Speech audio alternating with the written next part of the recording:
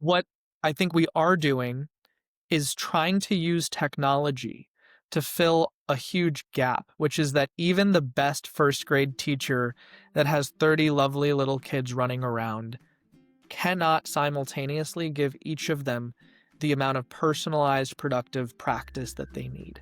Hi, welcome to the Predate Podcast. I'm Kelly Smith, your host for today, and we'll be talking to Viv Ramakrishnan.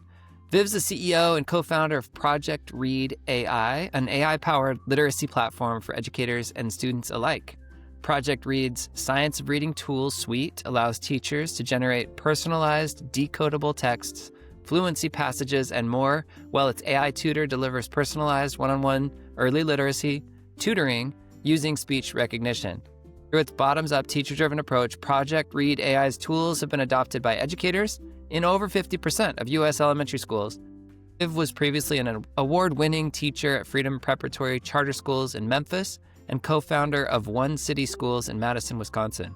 He holds an MBA from Stanford Graduate School of Business, where he received the Stanford Social Impact Founder Fellowship to help start Project Read. I'm excited to be talking to Viv. We're going to geek out on all things science of reading and how kids actually learn to read. You'll see that he's a person with great heart for the work and a connection to kids. And he's very much in line with our goal of kindling fire for young people and helping them become empowered learners. So with that, let's get to it. I'm excited to introduce Viv Ramakrishnan from Project Read AI.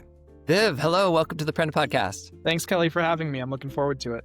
You bet. Well, let's dive right into this. I want to talk a little bit about reading, and we have a problem. I think everybody in education is talking about this, the NAEP scores, national assessment, that's called the nation's report card. We just got this back and found that kids in America are not reading. In fact, we're kind of at record lows. Here's something from Ed Week. I'll just read this.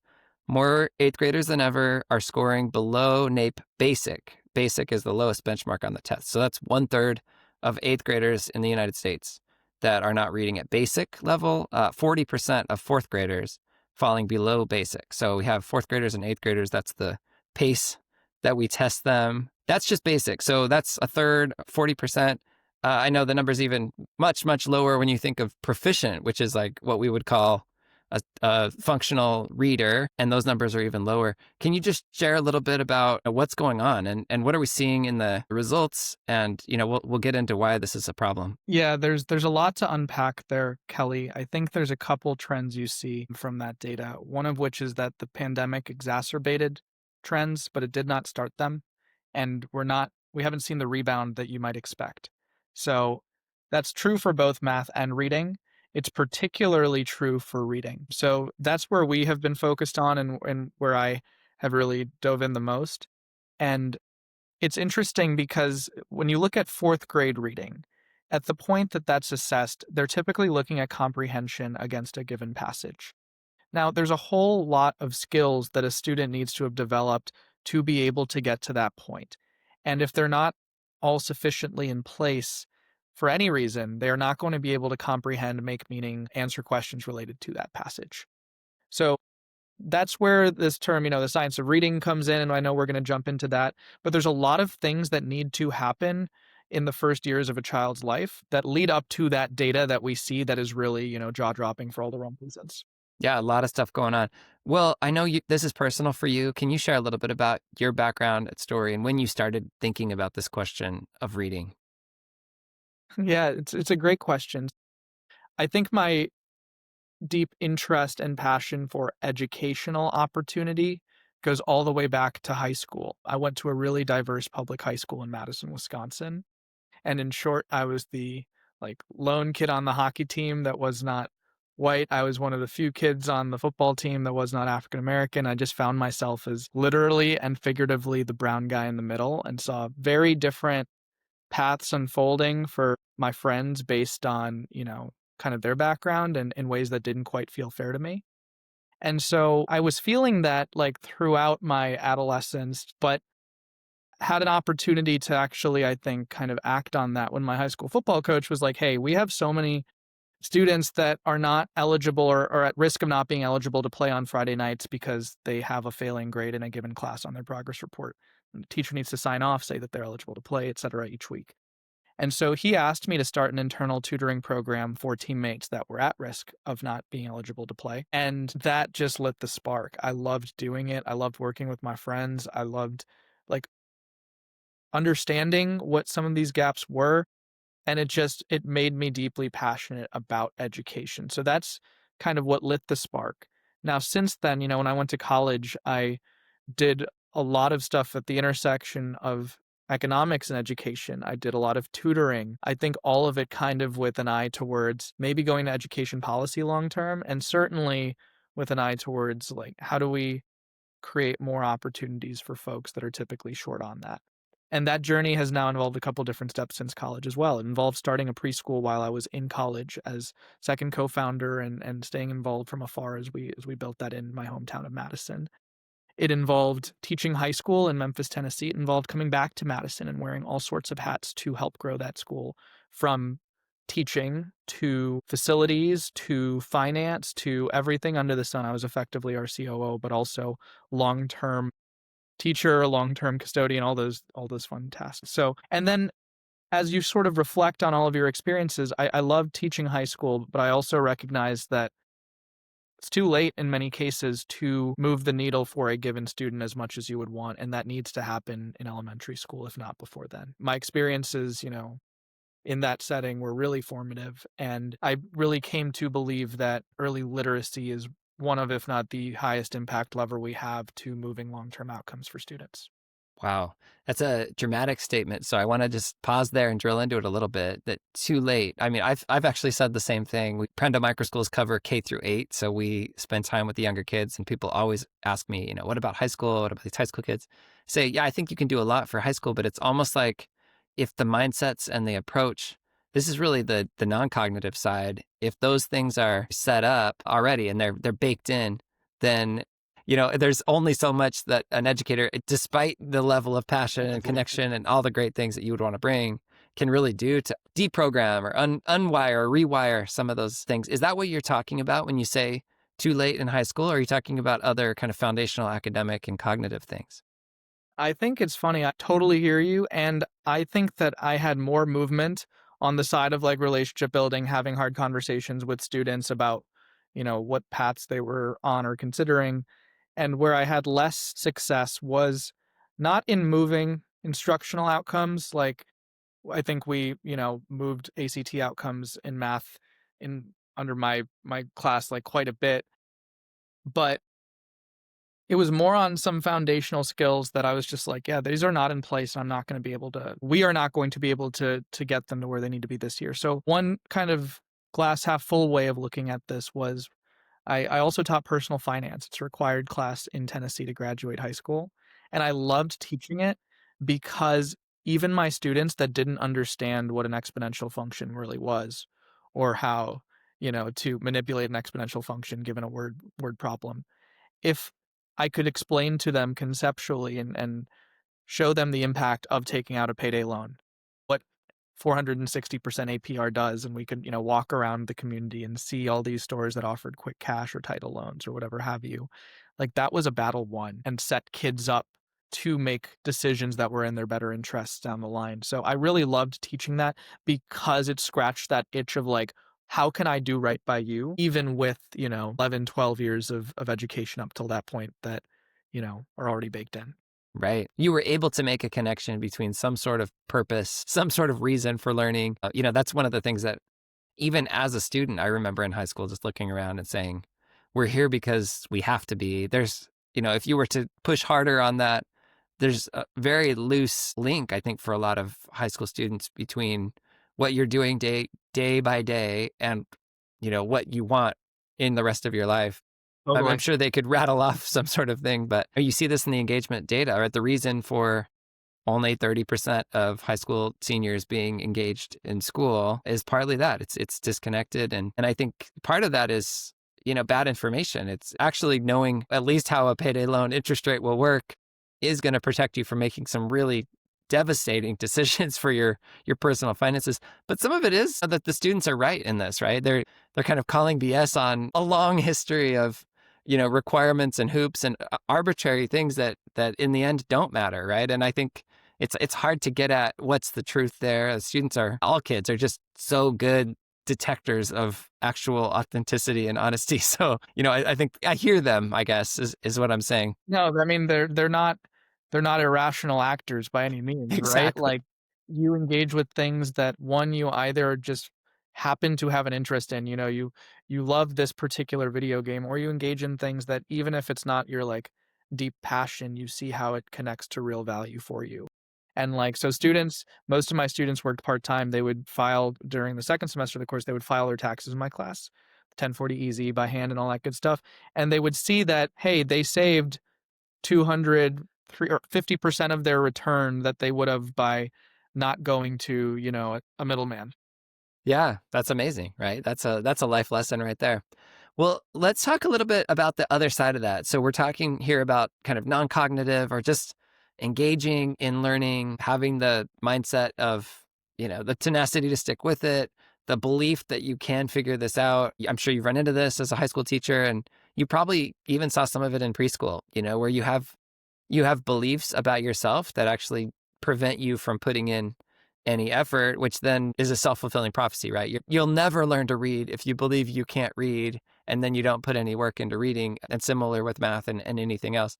So yeah, can you talk a little bit about how can we sort of unwire that? And is there a way to do it through pedagogy? I mean, there's been a lot of talk. You mentioned science of reading already. This is, I guess before we get to science of reading, I guess what I'd like to do is drill into what happened, right? There's this sold a story kind of narrative, this idea that, maybe reading was done wrong. And can you just kind of share your version of what you saw going on? And I know it's not the whole story, the whole picture. As you mentioned, there's things happening before kids even get to kindergarten. So give me your take on, why is it so bad and why are we struggling so much?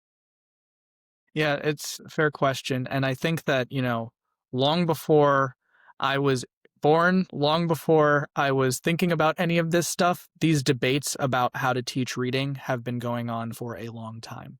National Reading Panel, which people still look to for example of what works, came out in, the early 2000s, and we're still having the same conversations. So this has been an ongoing conversation for a long time, and Sold a Story did a really beautiful job of putting it into focus with a point of view that was backed up by real data and evidence, right? From my vantage point, I think we need to acknowledge the importance of systemic factors, poverty, things like this that shape opportunity. And like the way I would put it is that I think those things put kids at risk very early on, but it's things within our control as educators practice that cements that risk, right? Mm, Or mitigates it, right? And historically, I think it cemented it with practices that are not shown to work for so many students that need it, whether it's students that have dyslexia, whether it's students that just are further behind in their reading journey based on opportunity gaps. And then on the flip side, like there's really good reasons to see from even the NAEP data, the bright spots in the NAEP data suggest that like poverty is not destiny, right? That yeah. even states with highly variable poverty rates, and even when you control for demography, you see that certain places, states, not just little towns or cities or school districts, are doing better by their kids in ways that you cannot ignore.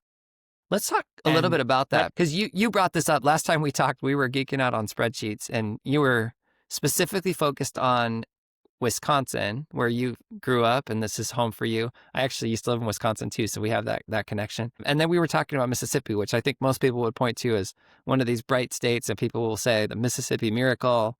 There's been growth in reading in Mississippi. So we were talking specifically about the NAEP reading scores for fourth graders who are Black, and I think that group alone. Can you share a little bit about what you were seeing, and it kind of yeah, reinforces this point you're making? yeah, totally. And I think the data was, and I might be 1 or 2% off, but it was like 7% or 8% of Black fourth graders in Wisconsin could read proficiently. And in Mississippi, it was more like three times that. It was like, 20, 21%. Right. And mind you, there's also a much higher child poverty rate in Mississippi, right? So it's not like if you omit that variable that could explain it. No, in fact, it's in the face of a higher poverty rate in Mississippi, even for Black students, than in Wisconsin. And so there's something that is happening in Mississippi. And it's not just Mississippi. The Mississippi Miracle, I think, has gained traction. There's other bright spots in that data. Louisiana is another one. Alabama is another one, right? So, like, it's actually a bunch of southern states that I think we've historically dismissed as being, oh, you're making jokes about that education system in Mississippi. It's like, no, joke's on us. They figured this out. They Yeah. figured out, and I don't think they would say that they're happy with 1/5 of Black students reading proficiently, but when that's, twice the national average and 3 times higher than places that have lower poverty rates, like, we have to acknowledge that there's a lot for us to learn from what's happening in some of these southern states. So what did they do? So the backstory here is they have invested now, not just, in the last year or two, but going back years, meaning like, better 20? part of a decade, in 10? high Okay. quality teacher training around the science of reading, getting all their folks trained in not, a 1 or 2 hour kickoff about this, but actually like deep coursework around the why, the how to implement evidence-based practices, how the brain actually acquires knowledge in the domain of reading, right? And so they've invested a ton in their teachers with upfront training and then an implementation at the state level with state DOE having a robust system of coaches, et cetera, that are actually going out into the field, visiting these schools, working hand in glove with principals to make sure that what happened in initial training is actually being implemented effectively in classrooms, and not just 1 or 2 years, but over and over and over again, year after year after year, and that compounds, right? So the other thing that I think is helpful there is like there is teacher mobility between districts in the profession. Like, it's hard to, invest a ton in a teacher and then they leave and then somebody else comes in who did not have the same training or background that that person does. And like, not that statewide training and real commitment to that solves that completely, but you can imagine that you generally have a pool of educators moving between schools that have shared background knowledge and deep training, and that would be helpful rather than districts kind of figuring out things one off.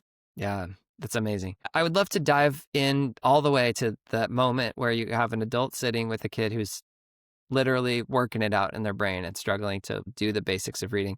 I will just say, personally, this never happened for me. So I was one of the lucky ones, I think, that learned by osmosis, so to speak. I was around. I mean, my parents had books in the home. We were very middle class. I didn't have tutors or anything, but it was definitely a sense of like reading was part of my life even before I went to kindergarten. And I was already a decent reader before I even got to kindergarten. I don't actually remember ever learning, phonics, grammar, rules. Like, in fact, I was sitting there in, I think, German class as a junior in high school, learning what a direct object was and, some of the pieces of a sentence that, I think some people learn that explicitly. I don't remember ever getting that in I also went to, public schools out here in Arizona.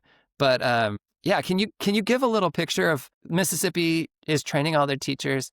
They're training them, and Alabama and Louisiana. They're training them to do what? What does that actually look like? The evidence-based practices. Can you give us kind of a snapshot into what that looks like? It's as much about what to do versus what not to do. Okay. For example, yeah, I also never got really systematic explicit phonics instruction, and I am, one of the 30 to 50% of kids, depending on the estimates you look at, that don't need that and can figure it out with enough reps and pattern matching that we do implicitly. But, so on what to do, it's really important that teachers have a sense of how fluency is developed, right? You go from learning the most granular units of language, letter sound correspondences.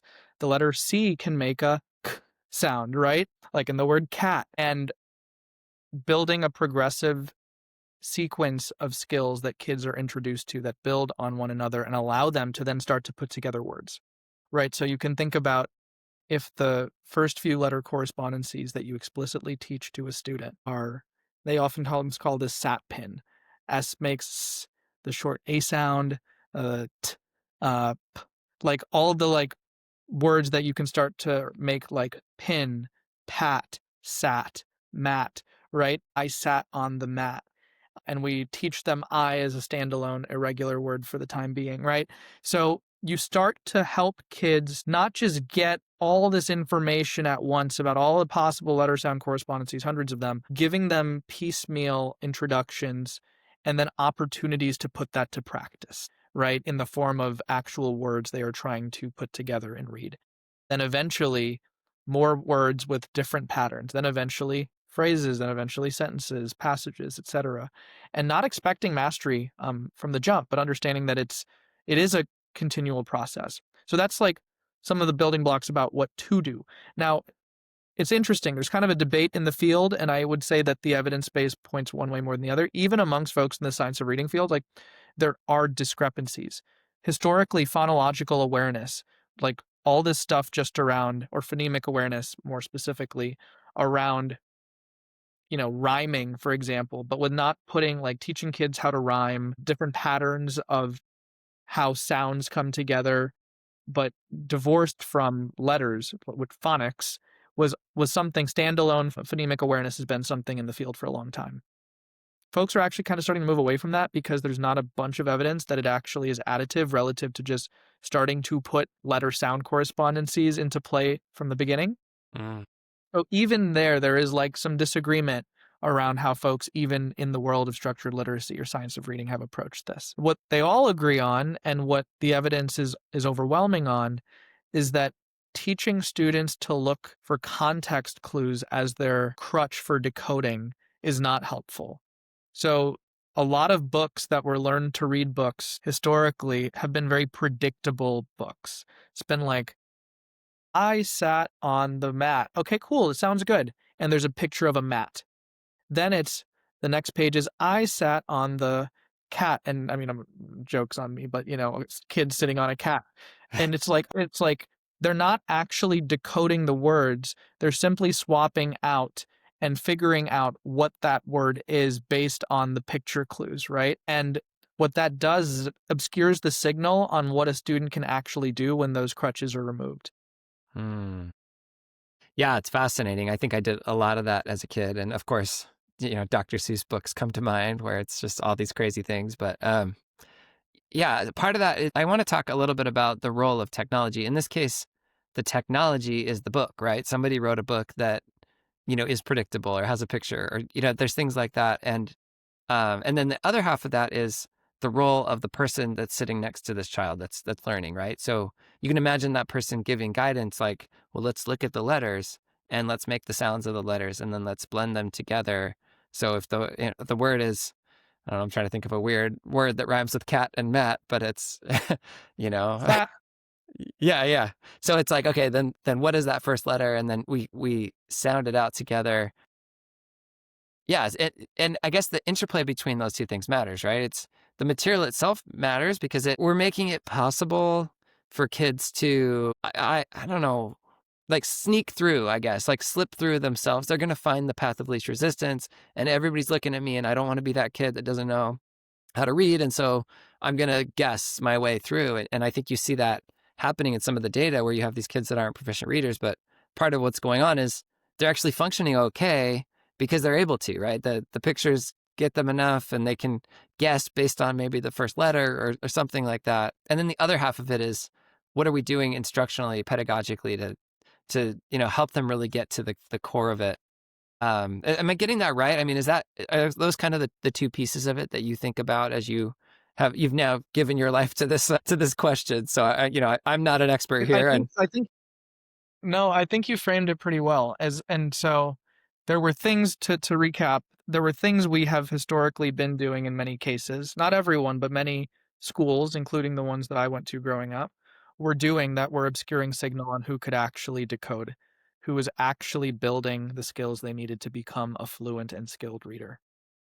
And we're kind of deluding ourselves as adults by thinking that far more kids could do it than could actually do it because we wanted it to be true, not because, of anything nefarious. I think everybody wants the same thing for kids, which is for them to like prosper, have all the skills they need to prosper, etc. But we were doing things that were obscuring our way to soberly assess that. Now, this is a process of development. Just because you can decode a word doesn't mean you can do so automatically. It might be a super labored process. It's not linear. Just because you can now decode words automatically doesn't mean that you can decode phrases well at all. Maybe you can, or maybe on the other hand, you can decode phrases, but you're still not automatic at the word level, right? So like, there's all these messy ways that fluency development like is still individual to understanding what's happening with that student in front of you. But ultimately, yeah, you want to go from students understanding the basic letter sound correspondences to being able to read any given word, then read those words in continuation in the form of a phrase, a sentence, and ultimately a passage with prosody. Because if I read every word like this, it's different than reading a story with almost implicit understanding and the prosody of, you know, Kelly and Viv went to the store on one fine day, which is very different from Kelly and Viv went to the store on one day. And like, there's just something that probably implies about how much that passage is landing with you, right? Interesting. Um, so it's a process, and then it's even beyond that, because even if you are a fluent reader, it does not mean that you have the comprehension abilities that are needed to show up on that NAEP data in 4th grade. So there's all sorts of ways that phonics is not the, be all end all. In parallel, there's all sorts of things that early elementary school teachers even can and should be doing to build those skills related to comprehension, read alouds, talking to kids, building background knowledge, vocab lessons, right? So there's Yeah. all sorts of ways that in parallel, it's not just a step function thing of phonics, then comprehension, then Yeah. like these strands of the reading rope, as they say, kind of commingle and need to from the beginning. This is maybe going to be a stretch, and I know we're talking about reading right now, but it sounds like you and I have both done math tutoring. In math, especially for older kids, high school age kids, and I will get a kid at the desk that I'm looking at. I'm working through homework assignments with them, and they have sort of a set of rules that they've memorized, and they can kind of apply the rules, but it's like conceptually what's going on, it's clearly missing. Like there's a base layer and then a higher layer. And I think years and years of grade level material and having to sort of keep up with the class, they've found ways to cope, and they'll get 70% of the problems right even. But one of the things that I find myself doing as a math tutor, and I wonder if there's something similar here with really good reading tutoring, is to, in some ways, it's like a medic, that's like tearing you open more because they don't like it. I'm sort of pushing them on the parts where they don't fully understand so that we can get that cleared up. And it's like, once you understand this, I find myself saying these words to the kid. Once you understand this, everything's going to make more sense, because every step in this problem should be like clearly defensible in your mind, and you can like stand by it. Like, I would put money on this, that if I add 3 to this side of the equation, I have to add 3 to the other side of the equation. Like, every time that's true. And then you challenge them, like, are you confident on that? Are you sure? And they look at me like I'm used to sort of guessing based on what the adult is doing. It's like I'm sort of cheering you on and nudging you forward. It's like, no, don't use me as a resource. This needs to exist solidly in your own brain. I'm giving this an example just from having spent this time one-on-one with kids in math. I think I've told you this. I did not have any reading expertise at all when I started Prenda. And at first I started with older kids, 5th grade, 6th grade, 7th grade, probably needed reading even then. But then as things expanded, we started opening the doors to younger kids. And I was very lucky and grateful to find Katie Broadbent, who had spent a lot of her life thinking about literacy and very strong advocate of phonics. And she explained the whole thing to me, and we ended up building a self-paced kind of student-led version of what we're talking about that Prenda supports, and by the way, gives away for free. If you go to Treasure Hunt Reading at Prenda, people will download this and use it for homeschool or for traditional education. But, all of this to learn that and to say what's going on in those moments, how can we understand what the building blocks are, find the one that's missing. It's a tall order, I guess, is maybe what I'm saying. It's hard to do. You're not wrong. You're not wrong. So a couple ways where I think this is similar to math, and then one where it's not. On one hand, yes, there's many cases when, especially you're working with an older student, where you're going to have to go back to blending drills, where you have 3 cards in front of you and it's C, A, and T, and you have them read the word cat. And then you take the little blending board and you um, remove the C and you swap in an M, and you ask them, you just start doing these drills where you're swapping and making chains of words and making them truly like go back to the stages of understanding how these letters sound correspondences that they probably know in a vacuum if they're older at that point, but not understanding how to like automatically put them together. Mm. You're going back to the base layer, similar to what you talked about. Now, that being said, um, the English language is far less rules based than math is. Math is rules based. The English language has all sorts of nooks and crannies and departures from patterns that we would have taught kids. So, like in parallel, what most scopes and sequences do for phonics is they are also teaching them irregular words during each lesson that will show up in stories that are decodable. So, like that example of the word I sat on the mat. Like I might not be a letter sound correspondence they've learned yet. And if they do learn it, they're going to learn it as the short I first, like in the word sit, not the long I sound, right? So we teach that as an irregular word or a partially irregular word, depending on, how your scope and sequence ends up unfolding. But all of which is to say is that I don't think the goal can be or is even possible to teach kids all of the possible letter sound correspondences in a way that they get to some sort of predefined bar of mastery. I think the goal instead is to give them a really strong foundation with the most commonly occurring patterns in a really progressive way, like with that scope and sequence that cumulatively builds upon itself, that has opportunities for review and practice of the concepts that were previously introduced, all with the goal towards giving them escape velocity to figure it out on their own, right? And it's giving them the tools to figure it out on their own. Again, I think similar to math, it's just those tools are not always rules based in Sometimes, reading and in the English language. yeah, you're right. I mean, English, I'm picturing those boards where you have OUGH and you put T on the front. It's like, well, that word is tough, it's like that.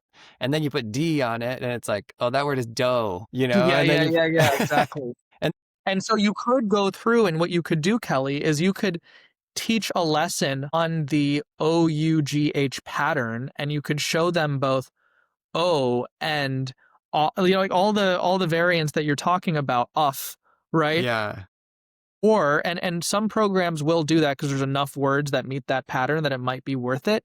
right. But many programs will say, hey, that's an obscure enough pattern that, Huh. we're not going to explicitly teach that.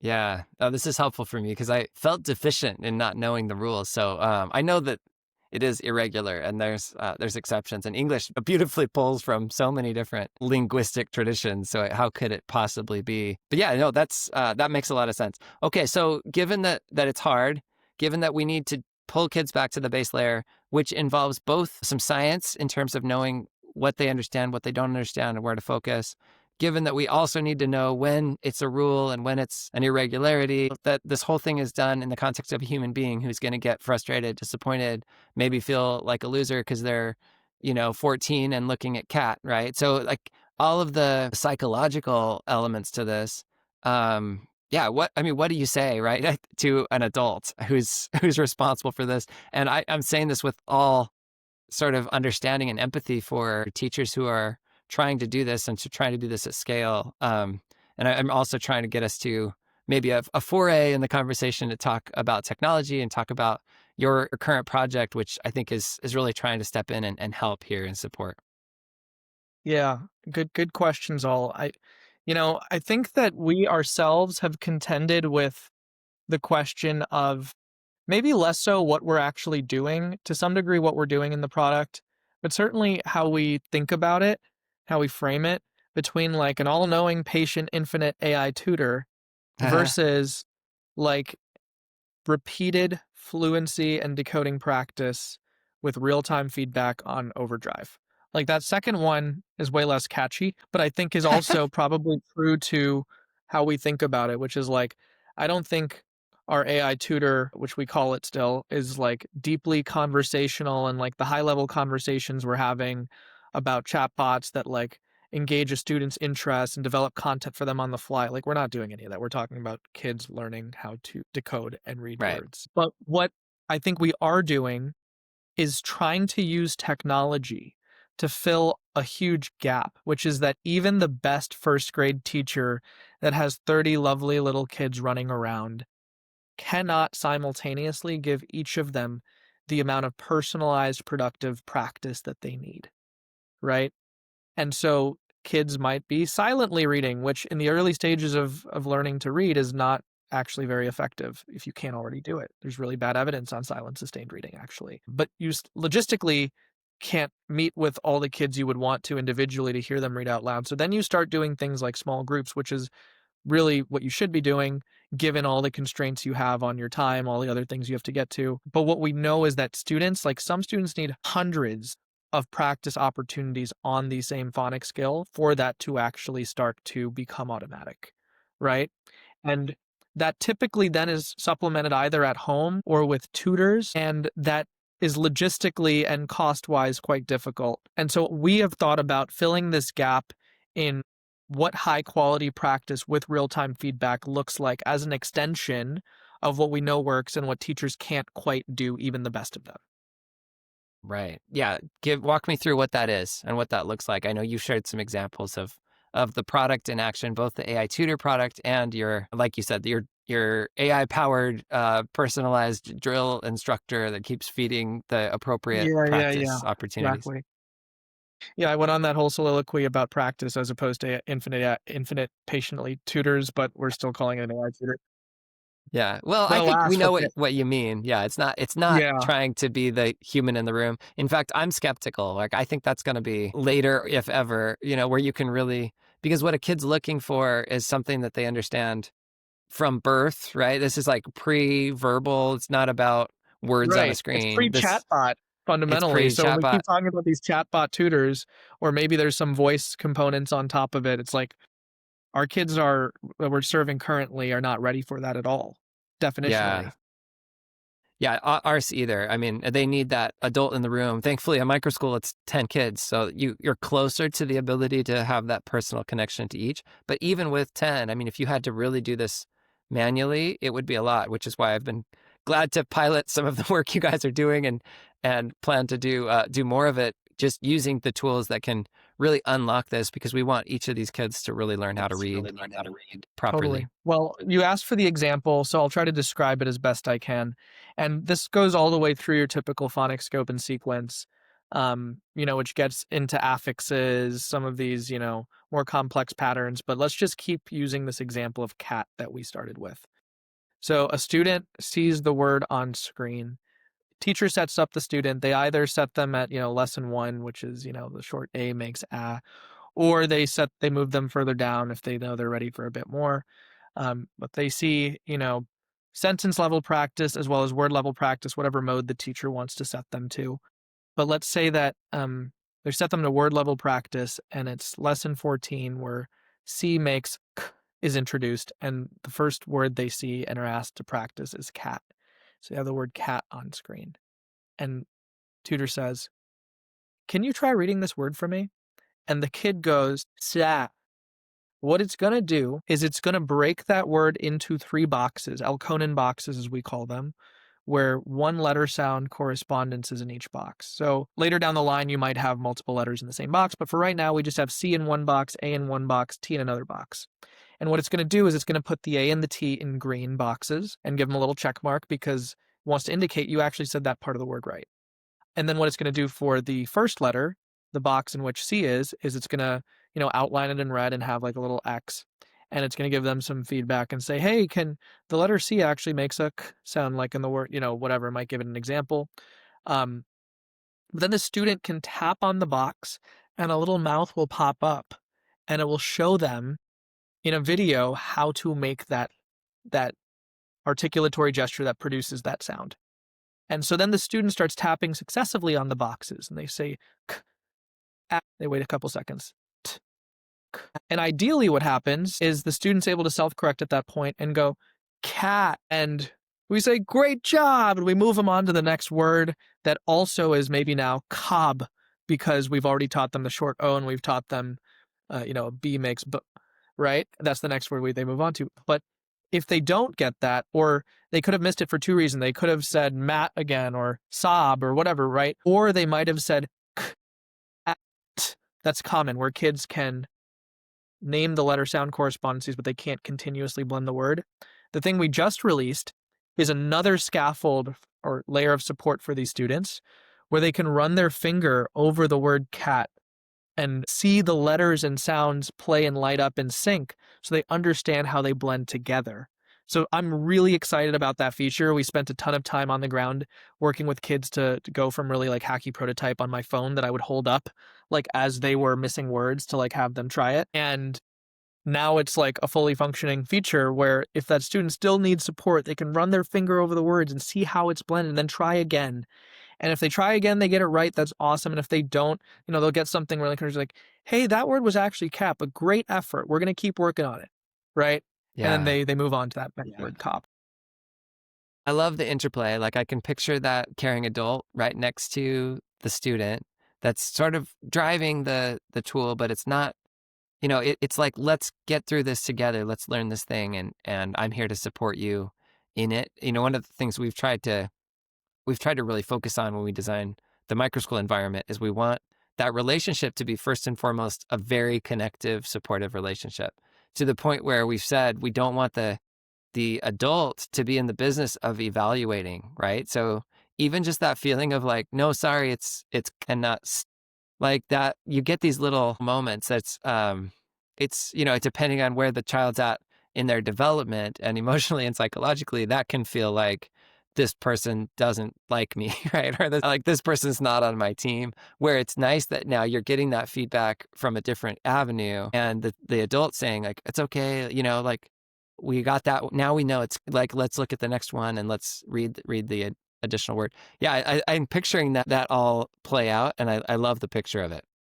And that's the very techno optimistic version of it. And that's typically how it works. And then there's the version which is like you have 30 kids doing this at once in a classroom, none of whom have headphones, even though if they did have headphones, it would make all the difference, Mm, especially headphones like with a built in mic. And then it picks up background noise from one of the other 30 kids screaming, right. you know, mm, you know, cot. And it's like, great effort, but this word was cat. He's like, that's what I said, right? And it's like, so there's all these ways where like the Yeah. realities of being in a classroom do not always mesh with how like our view of how this would be built. Like, I think that folks who are going direct to parent, like with an app that's on an iPad that has, all of that and no background noise and a parent who's setting them up and checking in on them, like it's just so fundamentally different than Yeah. building something for like large scale classroom use. And it's harder, but I think like those are the breakthroughs we need to have in order to reach the kids we want to reach. Well, just like with kids, I mean, I think parents have their own questions about all this, right? And there's a confidence gap that I think what you can do is help them through and say, look, if you can be consistently available to your child and supportive and loving, that's not true for everybody, but if you can do that, you have the time to be there with them. I mean, I don't even know how much time you would need to spend. It's not like you need 7 hours a day of doing this. You would need some short amount of time on a regular basis, and your kid will learn how to read. I mean, I think there was a big increase in sales of this book. I think I have it right up here. The Teach Your Child to Read in 100 Easy Lessons. You know this book? And during COVID, Yeah, parents were buying this book because they're like, I don't know how to teach my child to read, but 100 Easy Lessons, you're basically taking this to the next level, because the 100 Easy Lessons couldn't listen to the child say the word and find where the gaps are and adapt and kind of personalize or tailor the experience. that's right. Wonderful. Well, let's talk a little bit just as we wrap up, because I know there's some videos on your website, and I'd encourage everybody to check this out. We'll put it in the show notes, but just these moments where you can see a child kind of tentatively struggling through, and there's some learning gaps, and then there's these breakthrough moments. And one of the things we talk about at Prenda is the empowered learner. There's a desire to learn and a confidence and a swagger in it that I can do this.